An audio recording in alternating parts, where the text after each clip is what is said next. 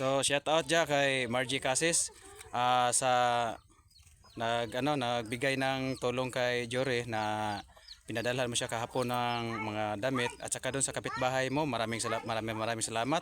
Maraming salamat din Jay sa kabaitan mo at saka lalong-lalo na doon sa mga nagbigay ng tulong sa kay Jory. Akala namin tapos na pero mayroon pa palang nagpapahabol. So ngayon po mga idol, nandito po ako ngayon, naghatid po ako ng pera. Hinatira namin si Jory ng pera na galing po doon doon sa malayong lugar kay sa Manila.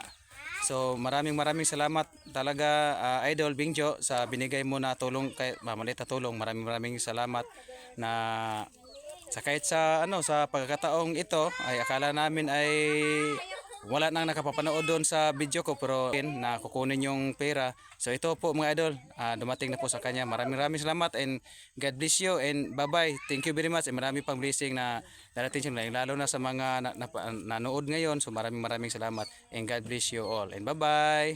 Bye-bye. Dari salamat gid po.